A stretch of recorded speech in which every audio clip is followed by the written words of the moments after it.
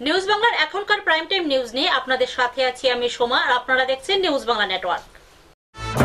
সংবাদ নিবেদন করছেন রাজন জুয়েলার্স, বিবেকানন্দ রোড, ধর্মনগর, উত্তর Tripura. The big mart, ICICI ব্যাংকের পাশে, ডিএনবি রোড, ধর্মনগর, উত্তর ত্রিপুরা। সহযোগী নিবেদক আমার অঙ্গে অঙ্গে তোমার ছোঁয়া আমায় সম্পূর্ণ করেছে। এখন খবর বিস্তারিত। অমরপুর মহকুমার নতুন বাজার এবং জম্পুই জেলার সমবায় ব্যাংকের দুটি শাখা থেকে অর্থ নয়ছয়ের ঘটনায় দুই ব্যাংকের ব্যাংক ম্যানেজারকে বরখাস্ত করা হয়। তাদের বিরুদ্ধে পৃথকভাবে মামলা দায়ের করা হয়েছে। বৃহস্পতিবার বিধানসভায় এ তথ্য দেন মুখ্যমন্ত্রী বিপ্লব কুমার দেব। রাজ্যের সমবায় ব্যাংকগুলিতে আমানত বাড়ছে, লোকসানে নেই সমবায় ব্যাংকগুলি। রাজ্য বিধানসভায় বৃহস্পতিবার এই তথ্য দেন মুখ্যমন্ত্রী বিপ্লব কুমার দেব। তিনি অমরপুর মহকুমার নতুন বাজার এবং জম্পুই জেলা সমবায় ব্যাংকের দুটি শাখা থেকে অর্থ তছরূপের ঘটনায় দুই ব্যাংকের ম্যানেজারকে বরখাস্ত করা হয়েছে বলে জানান। তাদের বিরুদ্ধে পৃথকভাবে মামলা দায়ের করা হয়েছে।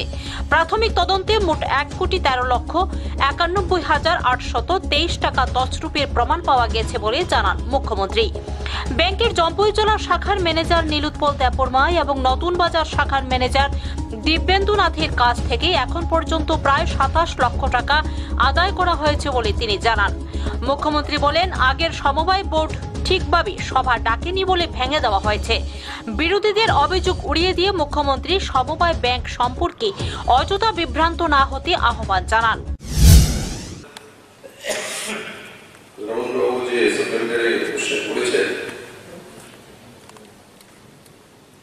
সমবায় কমিটি বলছে ভেঙে দেওয়া হয়েছে, ভেঙে দেওয়া হয়নি। সময় মতো মিটিং না হওয়ার কারণে তাকে ভাঙতে হয়েছে। এটা বিগত বিধানসভায় আলোচনা হয়েছে যে হাউসের মধ্যে সবাই আমাদের কাছে। আমার মনে হয় না একটা বিষয় বারবার করে সময় নষ্ট করা। দ্বিতীয় বিষয় হচ্ছে যে তার যে প্রসিজার কি হবে, আরবিআই সঙ্গে কিভাবে কি করা হবে, তারও ডিটেলস এই হাউসে আলোচনা হয়েছে। আপনিও ছিলেন হাউসে। আর এই ঘটনা এই সরকার আসার পরে, সরকার তো সরকার 2014 সাল থেকে, তো এই বিষয়ে যে পাবলিকের টাকা এভাবে নিয়ে যাবে আর কি করবে সেই বিষয়ে সরকার সঠিক ব্যবস্থা নিচ্ছে। আপনারা চিন্তা করছেন, তার জন্য আপনাদেরকে ধন্যবাদ। সেটা 2014 সাল থেকে আপনারা অবগত আছেন। বাকি ওইটাও আপনি জানেন যে কি কারণে ভাঙা হয়েছে, কি কারণ, এবং তার উত্তর কি সেটাই অলরেডি দেওয়া হচ্ছে। আগরতলা প্রতিনিধির রিপোর্ট, নিউজ বাংলা।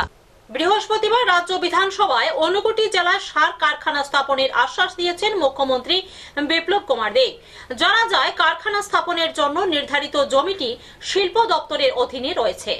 ঊনকোটি জেলায় সার কারখানা স্থাপনের বিষয়টি দেখার আশ্বাস দিয়েছেন মুখ্যমন্ত্রী বিপ্লব কুমার দেব। বিধায়ক তপন চক্রবর্তীর এক প্রশ্নের জবাবে মুখ্যমন্ত্রী বলেন, সার কারখানা স্থাপনের বিষয় নিয়ে এর আগে পূর্বতন মন্ত্রী প্রয়াত অনন্ত কুমারের সাথে কথা হয়েছিল। কৈলাসহরের সোনামুখী চা বাগানের 400 একর জমি সার কারখানা স্থাপনের জন্য বাম আমলে জমি চিহ্নিত করে অধিগ্রহণ করা হয়।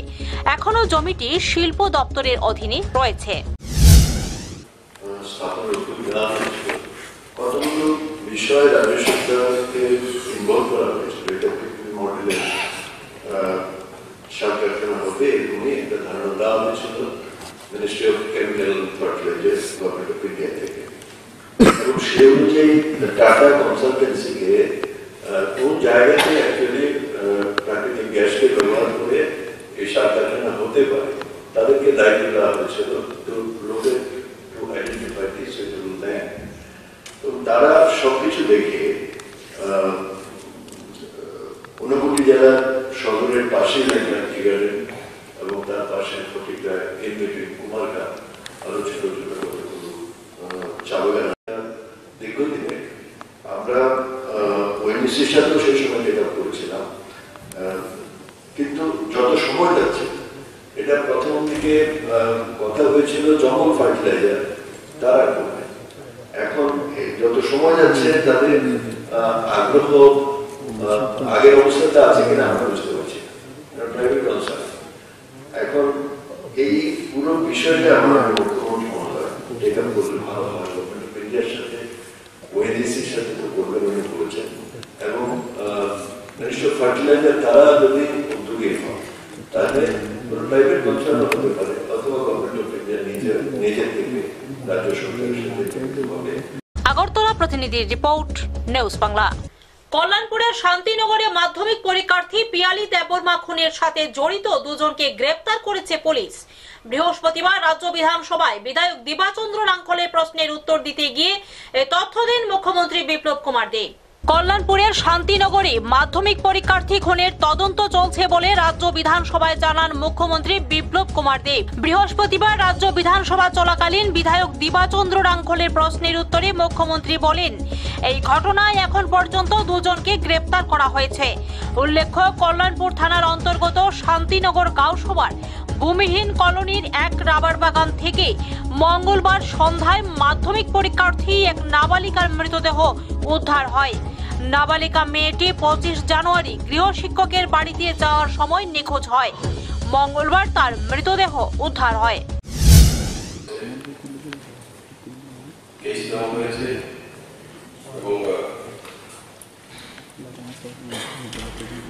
তাতে দুজনকে গ্রেপ্তার করা হয়েছে, और সেই গ্রেপ্তার সেম ডেতেই করা হয়েছে এবং কেস রেজিস্টার করা হয়েছে। সে বিষয়ে পুলিশকে তদন্ত করতে দেওয়া উচিত, আর তদন্তের পরেই অবশ্যই বিষয়বস্তু। আগরতলা প্রতিনিধির রিপোর্ট, নিউজ বাংলা। রাজ্য বিধানসভায় দৃষ্টি আকর্ষণী নোটিশের জবাব দিতে গিয়ে কৃষিমন্ত্রী প্রণজিৎ সিংহ রায় বলেন, রুদ্রসাগরের ক্ষতিগ্রস্ত কৃষকদের বাঁচাতে আইন মেনে ব্যবস্থা নিচ্ছে রাজ্য সরকার। কৃষকদের বাঁচাতে দুটি সুইচ গেট করার উদ্যোগ নেওয়া হয়েছে। রুদ্রসাগরের ক্ষতিগ্রস্ত কৃষকদের বাঁচাতে আইন মেনে ব্যবস্থা নিচ্ছে রাজ্য সরকার। হাইকোর্টের রায়কে মান্যতা দিয়ে অস্থায়ী বাদ দেওয়ার চিন্তা ভাবনার কথা জানান কৃষি এবং পর্যটন মন্ত্রী প্রণজিৎ সিংহ রায়। রাজ্য বিধানসভায় দৃষ্টি আকর্ষণী নোটিশের জবাব দিতে গিয়ে তিনি জানান, কৃষকদের বাঁচাতে দুটো সুইচ গেট করার উদ্যোগ নেওয়া হয়েছে। পূর্বতন সরকারের সমালোচনা করে বিধায়ক সুভাষ চন্দ্র দাস বলেন, বাম সরকারের তুগলকি সিদ্ধান্তের খেসারত দিচ্ছে কৃষকরা। এলাকার কৃষকদের সাথে কথা না বলে চুক্তি সম্পাদন করার কারণে ক্ষতির মুখে তারা। রিং রোড তৈরি করার নামে ব্যাপকভাবে অর্থের নয়ছয় হয়েছে বলে তিনি অভিযোগ করেন। রুদ্রসাগরের নাব্যতা বাড়াতে ড্রজার কেনা হলেও একদিনও ব্যবহার হয়নি। কৃষিমন্ত্রী হাইকোর্টের নির্দেশ অনুযায়ী 11 মিটার পর্যন্ত জল ধরে রেখে কৃষকদের পাশে দাঁড়ানো যায় কিনা তার জন্য সার্ভে করা হচ্ছে বলে জানিয়েছেন।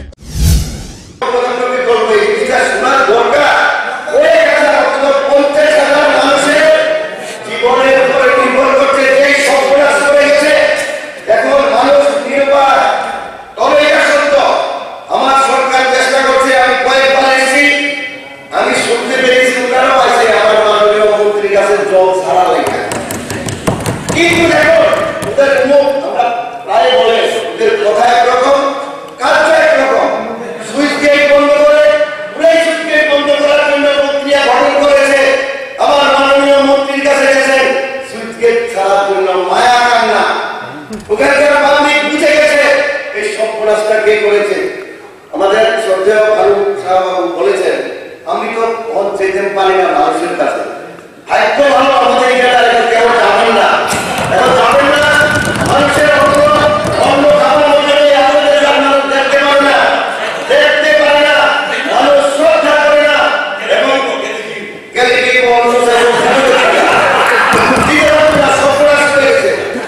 আমরা তো বলি আপনার এলাকা থেকে আপনি পাস করেছেন, অধিক সংখ্যায় ভোট পেয়েছেন আমাদের থেকে, আপনি কেন যেতে পারবেন না? কিন্তু মানুষের আস্থা ঘুরিয়ে বেড়েছে আপনাদের দিকে, আপনাদের বিশ্বাস করতে পারছে না, আপনারা জানেন না, মনে হচ্ছে এখনো মেঘি তুলতে যান। মানুষ আপনাদেরকে দেখলে ভয় পায়, চাঁদা তুলতে তুলতে গরিব গরিব সাধারণ মানুষের লাল শালু কাপড় নিয়ে ভিক্ষা করতেন, এখনো ভাবে আবার কোনো ভিক্ষার জন্য আসে কিনা। মানুষ ভয়ে পালিয়ে আসে।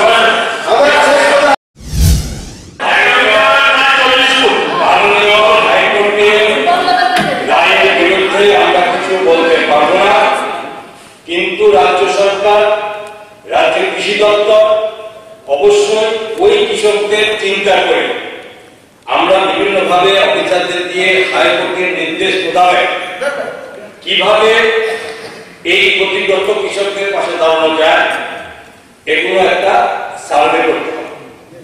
আমার কাছে মাননীয় সদস্য আপনার শহীদ বাংলা এবং সমাবেশ এসেছিলেন, আলোচনা হয়েছে, কিন্তু এর মাননীয় হাইকোর্টের রায়ের পরিপ্রেক্ষিতে আমরা এর বেশি যেতে পারবো না, যেহেতু কোর্টের রায়টা আছে।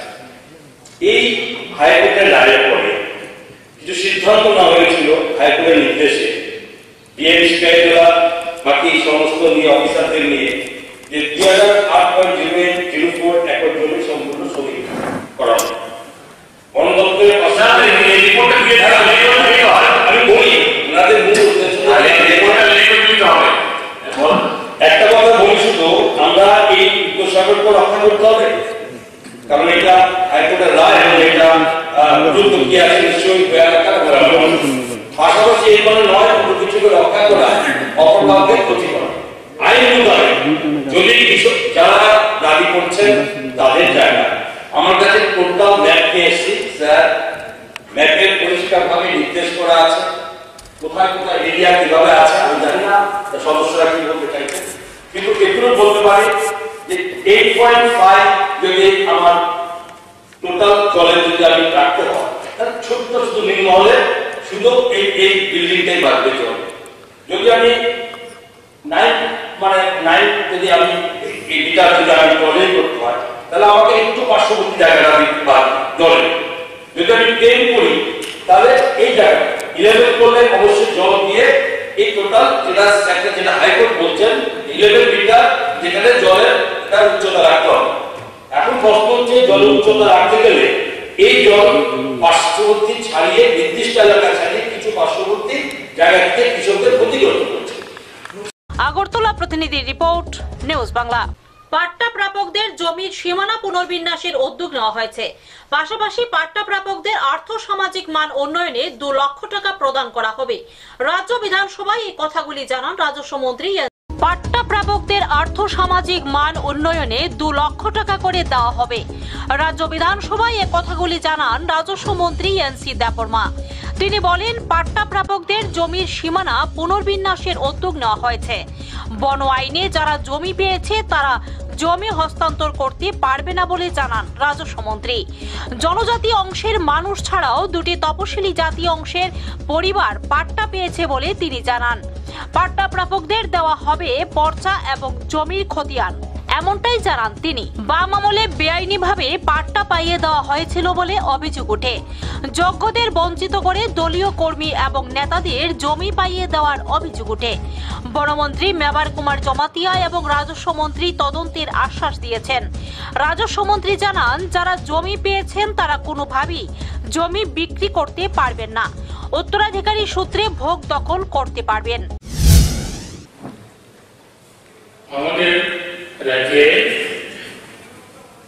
যে ফরেস্ট আইন অনুসারে বিভাগীয় স্তরে যেগুলো পাট্টা দেওয়া হয়েছে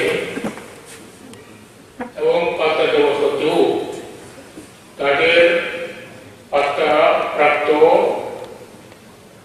রেকর্ড অনুসারে যে জমি বাস্তবভাবে অনেক ক্ষেত্রেই সেগুলো এখনো সঠিকভাবে জমিকাশন করা যায়। এটা এখন বর্তমান সরকারের অগ্রাধিকারের কার্যক্রমের মধ্যে রয়েছে। দ্বিতীয়ত, ফরেস্ট রাইট অ্যাক্ট এটা তো পরিষ্কার বলা আছে যে এটা হেরিটেজ বাট নন ট্রান্সফারেবল। কাজেই যিনি পাত্রপ্রাপক এবং বন আইনে যিনি জমি পেয়েছেন উনি সেই জমি হস্তান্তর করতে পারবেন না, করা যায় না, কিন্তু সেটা বংশ পরম্পরে উত্তরাধিকার সূত্রে ভোগ দখলের অধিকারী। এটাতেই এই ফরেস্টের যে জমি সেটা আবার হস্তান্তর করার কোনো সুযোগ আইনে নেই। দ্বিতীয়ত, এই যে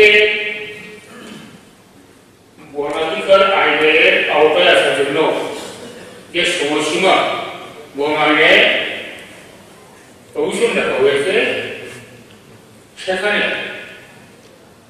3 পুরুষ পর্যায়ক্রমে সে বোর্ডে বাস চাপিয়ে করে ট্রাইবেল ছাড়া আদার ঘরে চলে তারা বাচ্চা পেতে পারেন না।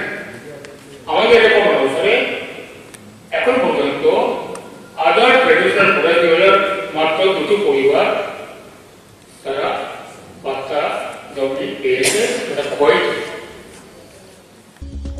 আগরতলা প্রতিনিধির রিপোর্ট, নিউজ বাংলা। ফিরে এলাম বিরতির পর। অমরপুর মহকুমার সদর থেকে হাসপাতাল যাওয়ার মূল রাস্তার বেহাল দশা। পূর্বের কার্পেটিং ইটের উপর দায়সারা কাজ হচ্ছে বলে সূত্রের খবর। পূর্ত দপ্তরের উদাসীনতাকে দায়ী করেছেন আমজনতা। দীর্ঘদিন ধরে সমস্যায় জর্জরিত হয়ে আসছে অমরপুর মহকুমা সদর থেকে হাসপাতালে যাওয়ার মূল রাস্তাটি। যোগাযোগ ব্যবস্থায় সম্পূর্ণভাবে অনুপযোগী হয়ে পড়ে আছে। দীর্ঘদিনের এই সমস্যার সমাধানে পূর্ত দপ্তরের কোনো উদ্যোগ নেই বলে আমজনতার অভিযোগ। বর্তমানে রাস্তাটি সংস্কার করার কাজ শুরু হলেও কাজের গুণগত মান নিয়ে উঠেছে প্রশ্ন। নিম্নমানের কাজ হচ্ছে বলে ক্ষোভ বাড়ছে জনমনে। হাসপাতালে যাওয়ার মতো এত গুরুত্বপূর্ণ রাস্তা চিত্র চোখে না দেখলে সহজে অনুমান করা সম্ভবপর নয়। উল্লেখ্য, বহুদিন আগেই রাস্তার কার্পেটিং ইট উঠে গিয়ে অসংখ্য গর্তের সৃষ্টি হয়েছে। রাস্তাটি এরূপ ভয়ানক রূপ ধারণ করায় যান চালকরা অনীহা প্রকাশ করেন গাড়ি নিয়ে যেতে। জানা গেছে, পূর্বের কার্পেটিং ইটের উপর দিয়েই বিটুমিন যুক্ত বালি ঢেলে সংস্কার করা হচ্ছে রাস্তাটি। এ ব্যাপারে পূর্ত দপ্তর অমরপুর ডিভিশনের এসডিএমও তাপস দাসের সঙ্গে কথা বলতে ওনার অফিসে গেলে দেখা মিলেনি ওনার। সংশ্লিষ্ট দপ্তরের উদাসীনতার জন্য জনগণের সমস্যা দিনের পর দিন বাড়ছে বলেই অভিযোগ আমজনতার। রাস্তাটা কোনো মান বেশি ভালো না। এই রাস্তাটা কইতে যাচ্ছে, এটা তো এই রাস্তাটা বোধহয় সহিমুড়া পর্যন্ত যাইব, যতটুকু জানি। এই রাস্তার কার্পেটিং কাজ যে চলতেছে গুণগত মান ভালো কি মনে করেন? ভালো না। আপনার রাস্তাটা আপনি টোটাল যা মানে কোনখান থেকে কোনখানে যায়, এটা কোন রাস্তাটা? এটা তো হসপিটাল রোড। হসপিটাল রোড, আচ্ছা, ইমার্জেন্সি রুম। এই যে মানে কাজটা করতেছে আগের থেকে ভালো হইতেছে মনে করতেছে না? না, আগের থেকে তো আরো খারাপ হইতেছে। কিরকম মানে কিরকম খারাপ হইতেছে? এটা শুধু বালুই দেওয়া যাইতেছে, এটা তো পাথরই দেওয়া যাইতেছে, শুধু বালুই বালু।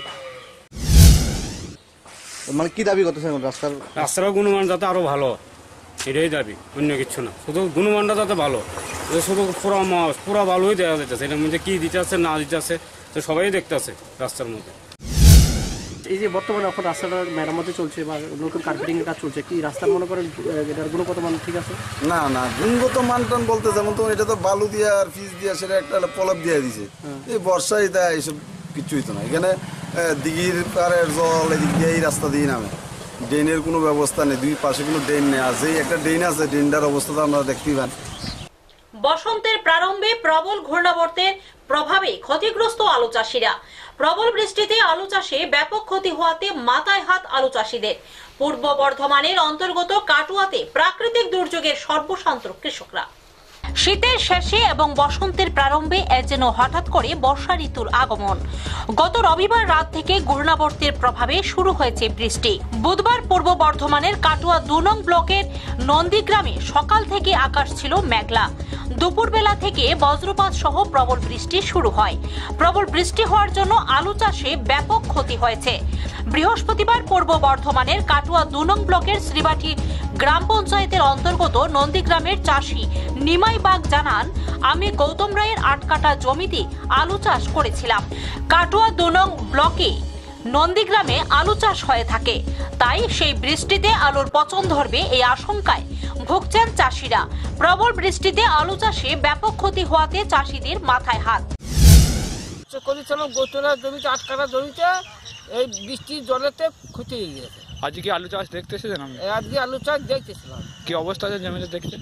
কিভাবে তো হয়েছে দেখছেন, আলু চাষ খুবই ক্ষতি হয়ে গেছে। আপনার নাম? নিমাই বাগ।